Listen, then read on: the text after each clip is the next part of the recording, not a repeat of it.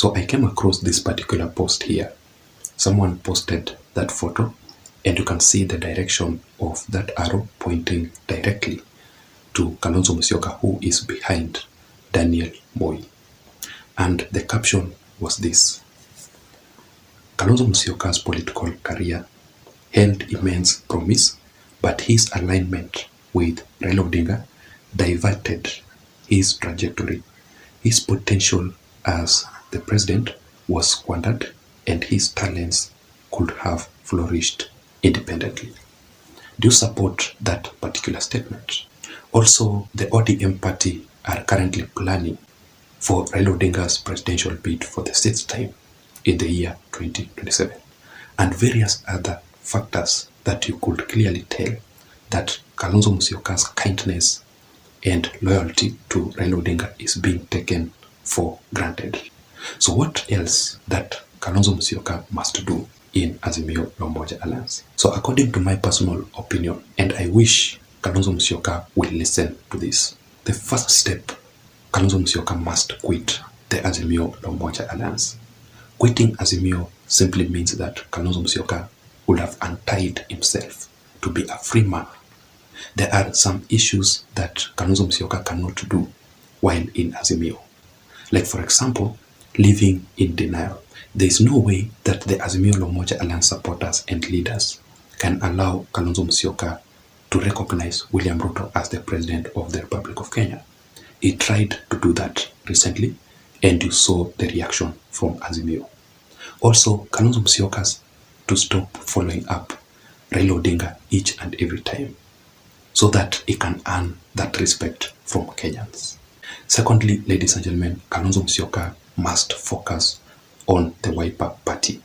If Kalonzo Musyoka will not be very careful, then there's a likelihood that William Ruto's UDA party will swipe out the WIPER party in the Ukambani region. Currently, we cannot deny the fact that the WIPER party is dominating in the Ukambani region, followed by Raila Odinga's ODM party, then the UDA obvious. So, William Ruto currently and Raila Odinga are focusing on the growth of their parties. Raila Odinga is currently making some internal positions, appointments within the ODM party to restructure the ODM party to become stronger ahead of the 2027 general elections. What is Kalonzo Musyoka doing with his WIPER party, apart from following up Raila Odinga each and everywhere? So those are the kind of issues that Kalonzo Musyoka must focus on.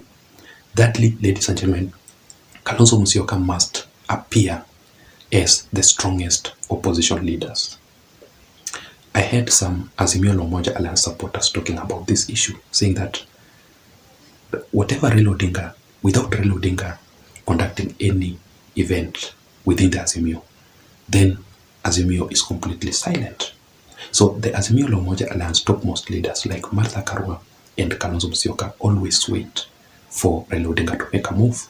That should not be the case, and especially to Kalonzo Musyoka. Kalonzo Musyoka should grab that opportunity, lead the press briefing on matters to do with the current government. Kalonzo Musyoka must be on the forefront during the protests, the rallies, the public barazas. But you can see on some occasions that Kalonzo Musyoka is not even appearing. So how will he be recognized by Raila Odinga's supporters? That is the main question.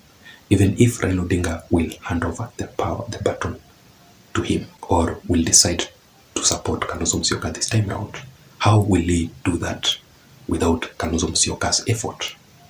That is not possible. So Kalonzo must appear, must come out to become the strongest, to become the strongest opposition leader after Raila Odinga. Kalonzo must popularize himself at this particular time, and also look out for sponsors to finance his presidential bid and his party. The main problem or the main challenge that majority of the politicians face is matters to do with money. Politics is very, very expensive. And I believe that Kalonzo Musyoka can do that with the help of Raila Odinga and the former head of state Uhuru Muigai Kenyatta. If Kalonzo Musyoka will not have acquired enough money for his campaigns by the year 2027, Kalonzo must forget his presidential bid. He must forget himself defeating William Samoei Ruto. You saw in the previous 2022 general elections how William Ruto dished out money. In fact, Raila Odinga was forced to distribute money during the campaigns. You saw how the mobilizing of the crowd was done by both Azimio and the Kenya Kwanza Alliance. You know, it was until such a time when I saw Raila Odinga for the first time dishing out money.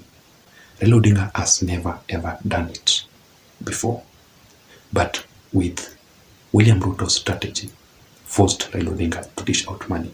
William Ruto would spend in his one rally millions of shillings, and people actually received that money. So it was real money. So those are the kind of issues that Kalonzo Musyoka must also focus on without being told. You saw that photo. Kalonzo Musyoka was closely working with Daniel Moi. If he was a good student like William Ruto, he should have acquired some political strategies from Moi, because Moi was believed to be the professor of politics.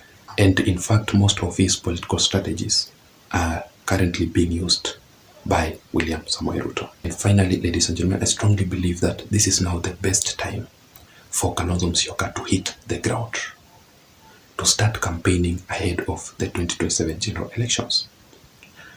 There's no way that Kalonzo Musyoka will defeat William Ruto, even if he is not ready by this time. The only key to defeat William Ruto in 2027 is for Kalonzo to begin preparations at this particular time. But if Kalonzo will wait until the fourth year to the 2027 general elections to start campaigning, then that is a failed mission completely.